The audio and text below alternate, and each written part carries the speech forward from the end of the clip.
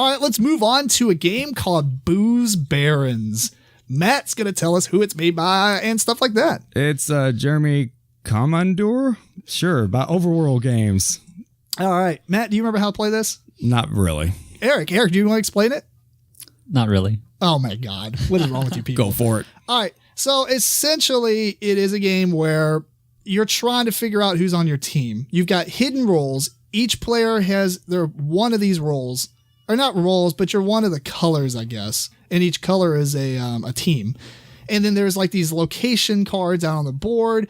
And there's like little treasure cards or whatever you want to call them that's there. It has a theme, but I literally did not pay attention to that one. It's about booze. Yeah. It's about booze. You're trying to gather booze and stuff like that. So you want to move around and gather these cards, but then other people can look at your hand and kind of determine, because you can only pick up the card if it's your... It has your booze or your color. Your symbol or whatever. Yeah. And each color has like multiple symbols, right? That's right. Yeah. It has like 5 different symbols, I think. Yeah. And so you're trying to find out who's on your team and things like that. And I honestly, overall, I know I'm doing a poor job of explaining it, but you can read the rules. I did not like this game. My first point was just unimpressed. Yes, I didn't like it either. It was too simplistic.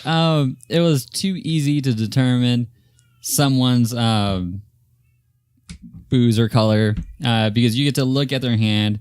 And yes, you can't tell if they only have 1 card, but more than likely, if they have 2 cards and you look at their hand, 2 out of 3 times, they're going to have 1 symbol or at most 2 symbols. You got a 50-50 shot or something like that. And then once you go into 3 cards, 95% chance they're going to have only 1 symbol in all 3.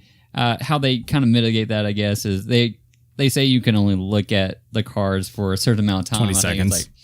20 seconds. Yeah, that's plenty of time to kind of figure it out. Yeah. I guess maybe if you drop that down to like 10 seconds, it's real quick. But I mean, that's like all you're doing. That's all, like, as far as I remember, that's all you're doing to find out who's on your team or who's not on your team. And I don't know, it's just very lackluster. Maybe it's more of a casual game that hosts a lot of players, and it's stint or whatever. But I don't know. Yeah, it fell flat. So yeah, there's so many other hidden role games or hidden team games, things like that just completely destroy this. It's a huge pass for me. Yeah, and I mean, even at that, you don't even really interact with your team. You're just kind of, they're on my team just for points. It's not a whole lot of like you're doing anything to help them. Well, and there's no strategy really.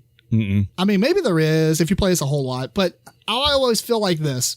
If a game completely was uninteresting to me the first playthrough, as long as we didn't do anything completely wrong, I don't have to play it more times to find out these strategies. Because I know people always say that. Well, you just need to play it like 10 more times with different people and do different things and blah, blah, blah. Look, there are thousands of games being released each year. I don't have time to devote to one game that I did not like that much on the first playthrough. Right. If it was decent, like for instance, we talked about Helios last time, and we talked about there's a couple of things that we didn't like, but we play it more. Like I would try it more and more to see if those are actually flaws or if those are just things that we just saw the first time. Right. Because I enjoyed the game as I was playing it. This is just I can't. I don't even care if I play it again. Yeah, can't recommend it. Yeah. Yeah. I think the only thing good I can say about it was the scoring if you had uneven teams. Because if you had How did that work? If you had 3 against 2, it would take the highest and the lowest. Oh, yeah. So that was kind of neat. A team of 2, you would score both of them together. Yes. But then the other team, if they have 3 people, the middle of the ground is removed. Right. Yeah. That was pretty cool. But, I mean, okay, that's not a very good positive point. I was trying. Fair enough. We tried Booze Barons. We tried you. Sorry, guys.